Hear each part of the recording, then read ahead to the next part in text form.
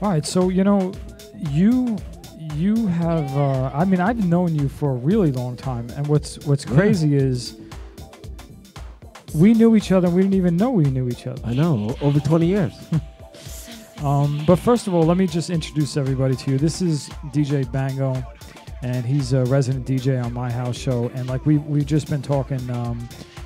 You actually came to my studio like years and years and years ago. I hate to say 20 years because that really dates us. 1993? Oh, you had to go there. 93, 92. Wow. And I made a house cut. You made a track. I made a track. Who did you come with? with? Culture. You came with Culture? I came with Culture. Culture and a good friend of mine, Billy. And wow. we did 2 tracks, and we never put it out. And you know what? I listened to them, and I was like, you know what? That's not bad. It wasn't bad at all. I still have it. I put it on to MP3.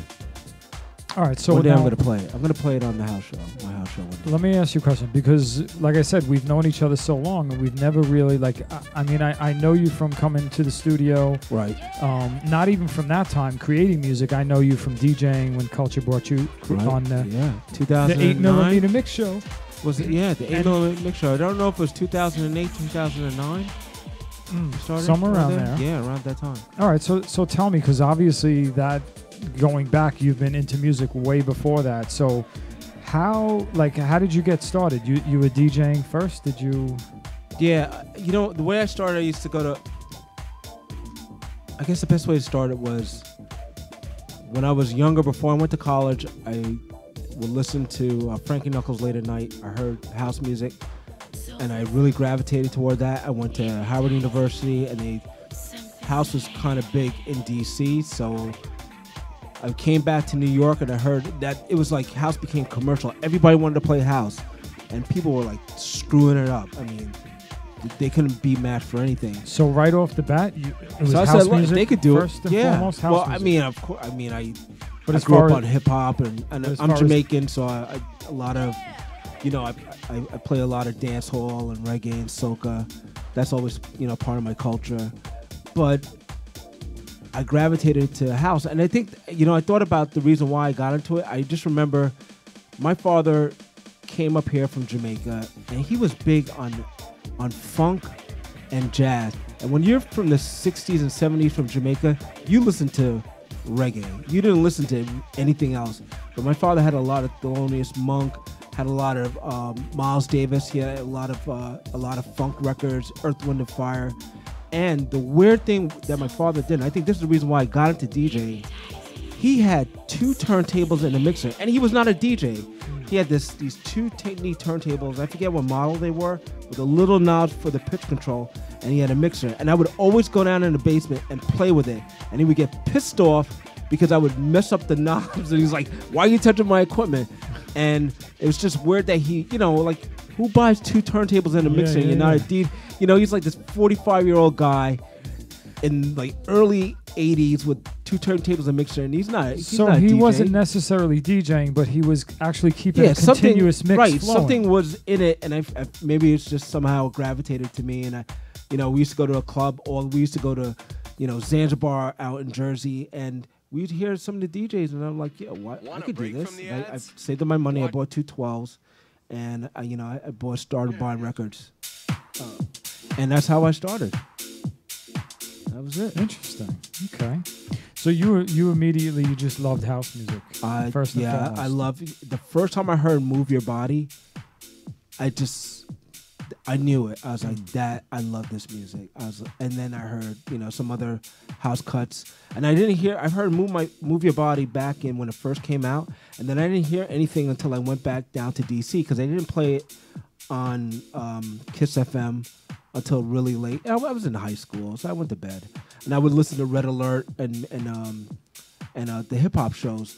But once I heard "Move Your Body," I didn't hear it, and then I went to DC and I started going to these college parties on campus, and they would play a lot of house, and it was it. That was it. I was like, I love this music. Oh, awesome. So when did you start getting into, like, you knew you wanted to be a DJ and you started actually playing different formats of music? When did that happen? Because I know you play everything. I mean, you do a lot of parties. I played all house. Really, truthfully, I played all house until Serato, because I had a certain amount of money, and I knew the money that I was going to spend on records, it was going to be house music. So I bought a lot of house and disco records. If you come by my house, I have like tons of records.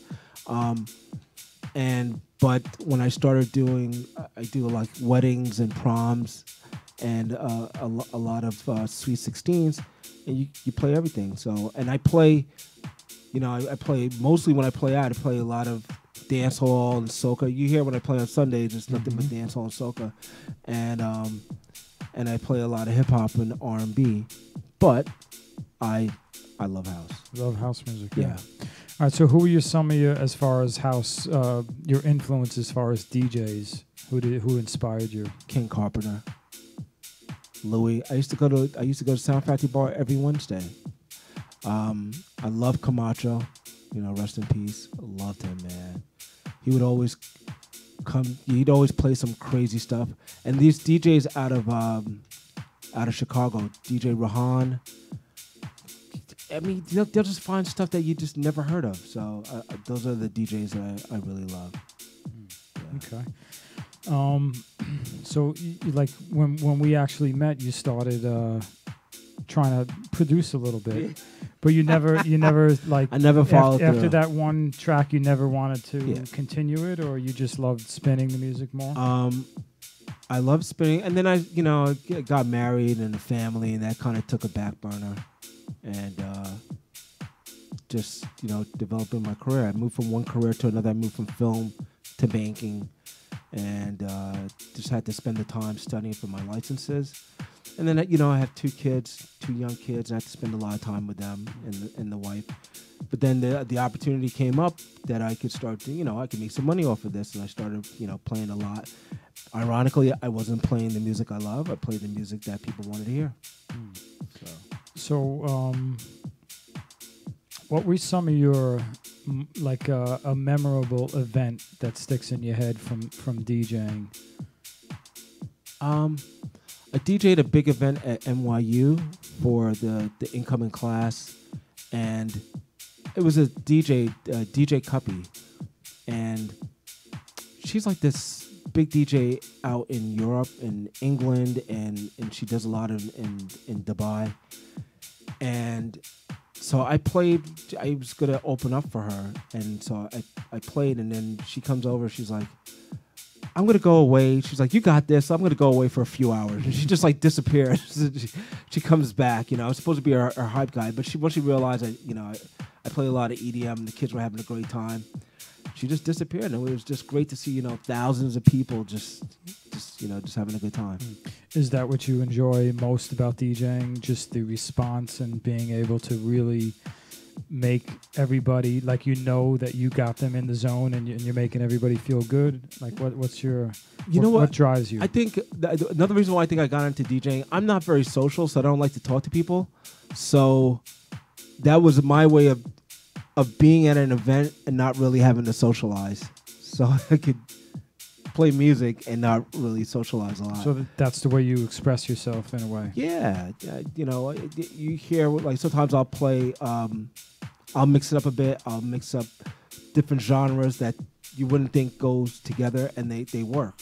So playing a little reggaeton with some compa and some dance hall, and kind of mixing and flowing together. Sometimes I'll play house with soca because I want people to understand, all this music has very similar roots, and they're, how you gonna like, the new wave of African music, and you don't like house, and half the African producers produce house music, and they're influenced by the house, the house producers. So sometimes I'll bring it in. I'm like, and they're like, "Oh, this sounds a lot. This sounds so." I'm like, "Yeah, because Coffee makes house music, and you guys like this and that. How you can say you like this and that, and don't like this?" So in a way, you try to educate people and kind of bridge the gap from one genre to the genre that they enjoy. Soca has a lot of influence from house music. If you listen to soca from the early '90s and you listen to soca now, there's a clear influence of house music. It's just so obvious. The new African music that's coming out, clearly the roots are house. And house, the thing I think I liked about house is that house is inclusive of everyone. Oh, you want to put this in it? Yeah, sure. I mean, we could all like house, and there's different types of house music, and there's room enough for house for everybody. That's true. That's sort of like hip hop, because hip hop, you know, you can put anything into hip hop, and it's, you know what I'm saying? It gets, so house music is the same thing, because people mix so many different types of music to make house music, and it's kind of like hip hop too. It has that progressive house, gospel house, house influenced by R&B, jazz house, you know, just pure instrumental vocals. I mean, just so many different types of house music. There's room enough for everyone. Okay, so who are some of your influences now, musically? Anybody out there, like right now, that you admire? I love DJ Spen stuff, man. Every time he comes out with something, I'm just picking it up. As a producer or a DJ? As a producer. There's so many good DJs out there now. I mean, Rob, Rob put something up, I think a couple days ago about, you know, being able to DJ and not having the laptop. Like I was spinning on Tony's show yesterday. It was just an all vinyl show, and there's something so pure about just spinning the wax. First of all, there'd be 90% less DJs out there. I'm not a great DJ, but you know, I one thing I learned with going back to spinning the wax is that you got to practice your craft. And when I was spinning yesterday and I spin at home now, I remember how good I am, like, you know, just the blending. And, you know, anyone could come up here with 10,000 MP3s and spin and press the sync button, and they sound amazing. But something about going to the record store. I miss going to the record stores and standing around with Phil and listening for hours of what that song is. And you're hoping that you get a copy of it, and you know, you got something that nobody else has. Now everybody can have the same music. There's no exclusivity on it, and you know, developing your own character and your own traits. All right, so you embrace technology, but you still enjoy the roots of mixing. Just until now, I really didn't play on the CDJs. I used to still play, even though I used Serato, I played with the turntables. And when I'm at home, I have my 12s built into my bar, and that's what I use. But when I go out, it's all about convenience. I'm a one-man operation. I'm not going to, you know, I'm just going to bring a controller and some speakers, because it's about, you know, putting it up fast, bringing it down fast, and nobody cares. Nobody cares. You know, I've seen guys with DJ with laptops all the time, just pure laptops, and people are like, oh my God, you're amazing, you're great. And I'm just like, nobody cares. That's true. Nobody cares. Shout out to Kevin from Powdered Floor. He's said, "What's up, Bango?" What up, Kevin? What up? What up? So, as far as purchasing music now, where do you look to get your stuff? I mean, I'm mostly on tracks. Do you enjoy sitting down and listening to the tracks? Or There's always pros and cons of both. I mean, the pros are I can get music whatever time. You know, whatever time I want, and I could get a lot more. I could experiment a little bit more. Okay, it's $2 for this song. If I don't like it, it's not going to be the end of the world. But when you used to buy imports, and the imports were like $10, $20 back in the early 90s, yeah, you want to make sure you liked it. You know, now it's not as, you could experiment a little bit more, you could buy a little bit more. So that's the pro to it. And the other pros are, you know, many times I used to do parties and I would carry the records, and I'm like, someone would ask for a song. I'm like, oh, I have it, but it's at home, because I had to make a choice of what I'm going to bring. I've done weddings where someone, you know, had asked for a song, and I just jump on the Wi-Fi and download the song, and then the next song I'm playing. So there's pros and cons both ways. It is amazing how you can have access to so much music, especially when you are DJing an event, you know, a party, you can have everything right in your laptop, where years ago you would literally have to bring 10, 15 crates, and sometimes you would still not have something that somebody requested. I had to bring a bunch of my friends, and my friends used to get in a party for free because everyone carried a crate. That's true. You know, I did that for my boy too. All right. So what are you know, like, I know you spin on a few mix shows here and there, and you do a lot of events and parties and stuff. So what is your, Are you good? Are you comfortable doing what you do? Or do you have any aspirations? Do you have any goals that you'd like to accomplish musically? Yeah, I would love to. Not every week, but at least once a month. I'd love to do a spot in the city for house, but for dance hall and soca, I want to DJ and I'm going to DJ in Crop Over next year in Barbados. So I want to do more international stuff because, you know, I play on the show, the dance hall shows, and I keep up with them. And I listen to some of the big DJs. I don't think they're any better. I don't think they're any worse. I could go up against them. You know, and I'm not. You know me. I'm a very humble guy, but I'm gonna go up against all of them. I could go up against some of those guys. You know, Rob. Maybe 1 month we get him on Unity. I mean, he would fit right in there, right? Yeah, man. Let's do that. That'd be awesome. I was up at Chalet just on Thursday, so Mr. Nicest was there. Yeah, we had a good time. Man, we had a good time. So. All right. So, is there anybody you'd like to shout out before we go? Yeah, shout out to my family who's on a cruise right now, having a good time and left me at home. So what's up with that? To them. I started a new job, so I couldn't leave. Okay, take the time off. Well, you got to work. Yeah. All right, so why don't you let everybody know where they can follow you? I know you have an Instagram. I know you have a Twitter. And I have a party tomorrow. It's at Sazon Dominicano. It's happy hour. We do it every Tuesday from 6 to 12. You know, $5 drink specials and 3 empanadas for $5. We have a great time. I play a lot of, you know, dancehall, soca, and hip hop and R&B. And I'm at Racks on Friday nights. And I have one more place that we're working on. When I get it, I think we're gonna have a Thursday and a Friday night, a Friday happy hour before Racks. I'm working on that. But when I get it, I'll let everyone know. All right. Well, you know, I give you credit because you do work a full-time job and you are out there 2-3 times a week, and you're not a young man. Not even close. Rob said today, he's like, "Can you put me second? Because I got, you know, I may be running a little late." I says, "Oh, trust me, but I always put Bango first." Yeah, because I want to be in and out. I want to go home. I was like, I got to go to bed. I was drinking beers by the pool. It wasn't a big rush to get here, to be honest with you.